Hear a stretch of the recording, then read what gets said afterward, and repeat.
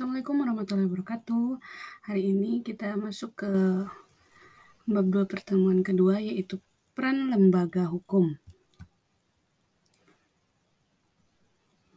Di materi ini kita akan mempelajari 3 saja lembaga-lembaga hukum yang ada di Indonesia sebagai contoh dan akan kita analisis ke depannya. Tujuan pembelajaran kali ini yaitu siswa diharapkan dapat mengetahui peran beberapa lembaga hukum dalam menjamin keadilan dan kedamaian di masyarakat. Lembaga hukum yang pertama yang akan kita pelajari yaitu Kepolisian Negara Republik Indonesia. Pada pasal 5 ayat 1, lembaga kepolisian itu merupakan alat negara yang berperan dalam memelihara keamanan dan ketertiban masyarakat, menegakkan hukum, serta memberikan perlindungan, pengayoman, dan pelayanan kepada masyarakat dalam rangka terpeliharanya keamanan dalam negara. Jadi, lembaga ini berwenang dalam menjaga keamanan, ketertiban, dan kenyamanan masyarakat. Sesuai dengan pasal 30 Undang-Undang Dasar tahun 1945, lembaga ini adalah kekuatan utama dalam usaha pertahanan dan keamanan negara. Lembaga kepolisian sebagai alat negara yang menjaga keamanan dan ketertiban masyarakat. Peran kepolisian diatur dalam Undang-Undang Nomor 2 Tahun 2002 tentang Kepolisian Negara Republik Indonesia.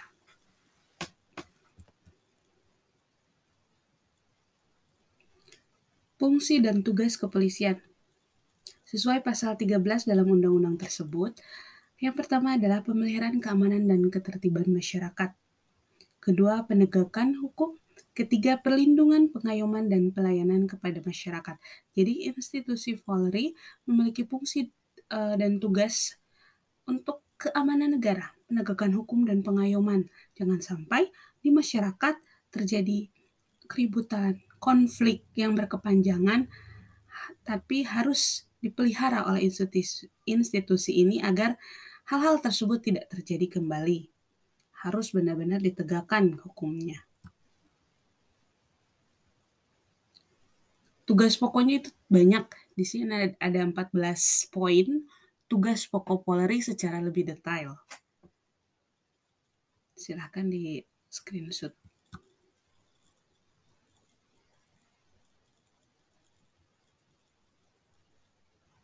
Selanjutnya, institusi yang selanjutnya yaitu Kejaksaan. Kejaksaan Indonesia adalah lembaga negara yang melaksanakan kekuasaan negara khususnya di bidang penuntutan serta kewenangan lain berdasarkan undang-undang. Jaksa, apa sih jaksa? Jaksa itu adalah pejabat fungsional yang diberi wewenang oleh undang-undang untuk bertindak sebagai penuntut umum dan pelaksana putusan pengadilan yang telah memperoleh kekuatan hukum tetap, serta wewenang lain berdasarkan undang-undang. Nah, seperti ini ya seragam-seragam para jaksa. Selanjutnya, Kejaksaan sebagai pengendali proses perkara Dominius Litis mempunyai kedudukan sentral dan penegakan hukum, karena hanya lembaga inilah yang dapat menentukan apakah suatu kasus dapat diajukan ke pengadilan atau tidak, berdasarkan alat bukti yang sah menurut hukum acara pidana. Selain itu juga disebut sebagai satu-satunya instansi pelaksana putusan pidana. Eksekutif Ambednar.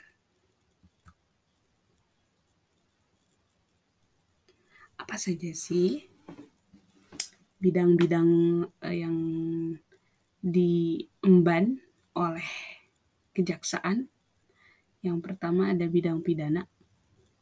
Bidang pidana itu melaksanakan penetapan hakim dan putusan pengadilan yang telah memperoleh kekuatan hukum tetap, melakukan pengawasan terhadap pelaksanaan putusan pidana bersyarat, melaksanakan penyelidikan terhadap tindak pidana tertentu, dan melengkapi berkas perkara tertentu, dan untuk itu dapat melakukan pemeriksaan tambahan sebelum dilimpahkan ke pengadilan.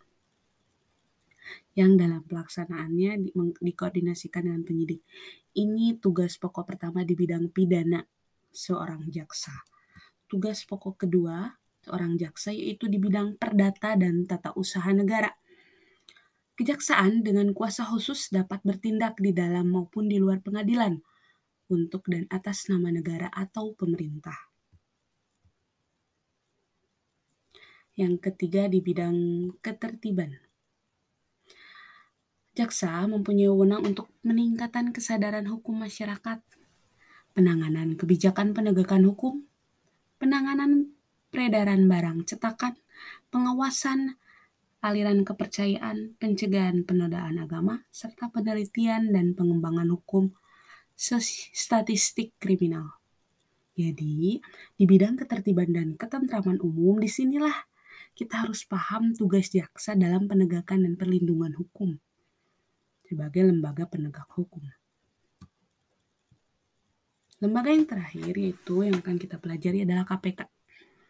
KPK adalah lembaga yang didirikan pada tahun 2002. Lembaga ini dibentuk dengan tujuan meningkatkan daya guna dan hasil guna terhadap upaya pemberantasan tindak pidana korupsi. KPK itu bersifat independen dan bebas dari pengaruh kekuasaan manapun dalam melaksanakan tugas dan wewenangnya.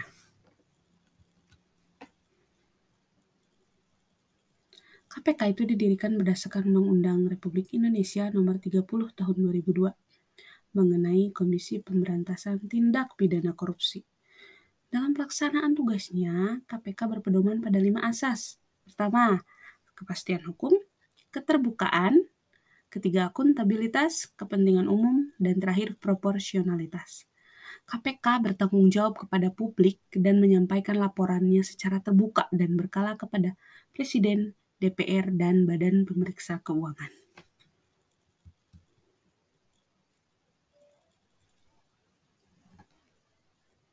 KPK itu dipimpin oleh pimpinan KPK yang terdiri atas 5 orang. Itu seorang ketua merangkap anggota dan 4 orang wakil ketua merangkap anggota. Pimpinan KPK memegang jabatan selama 4 tahun dan dapat dipilih kembali hanya untuk sekali masa jabatan. Dalam pengambilan keputusan pimpinan KPK itu bersifat kolektif kolegial. Silahkan kalian cari apa sih kolektif kolegial. Kalau tidak dipahami, nanti ketemu tatap muka dengan Ibu, silahkan ditanyakan. Visi misi KPK. Visi KPK adalah bersama elemen bangsa mewujudkan Indonesia yang bersih dari korupsi. Sedangkan misi KPK adalah meningkatkan efisiensi dan efektivitas menegakkan hukum dan menurunkan tingkat korupsi di Indonesia melalui koordinasi, supervisi, monitor, pencegahan, dan penindakan dengan peran serta seluruh elemen bangsa. Jadi terkait misi KPK ini, kita sebagai pelajar harus ikut serta menegakkan hukum. Minimal diri kita sudah bisa bertindak jujur, tidak korupsi waktu, tidak korupsi uang jajan, dan tindakan-tindakan lain yang mengarah pada sifat-sifat yang tidak jujur saat ulangan, saat latihan, dan saat berlomba kompetensi. Jangan sampai kita mencontek baik kepada orang lain atau kita mempersiapkan diri untuk mencontek. Itu merupakan contoh kecil, bibit-bibit kecil tindakan korupsi. Jadi mari kita belajar untuk bersikap jujur ya, sesuai misi KPK, menegakkan hukum.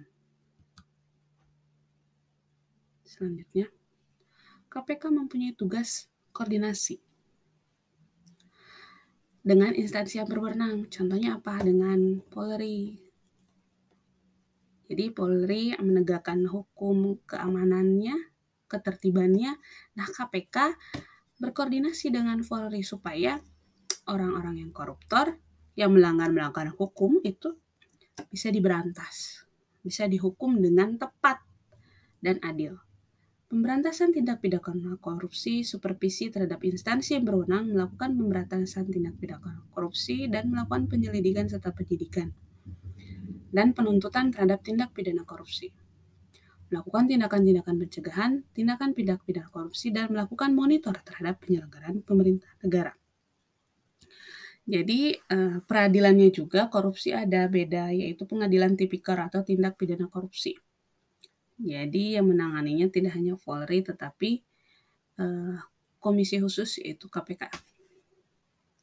Nah, untuk tugas Tugas itu membuat video, baik itu TikTok, Reels IG atau IGTV, atau di Facebook juga bisa, tag akun ibu, konfirmasi di DM, perlihatkan kreativitas kalian, memahami apa sih perlindungan dan penegakan hukum, dikhususkan peran lembaga hukumnya seperti apa untuk menjamin keadilan dan kedamaian.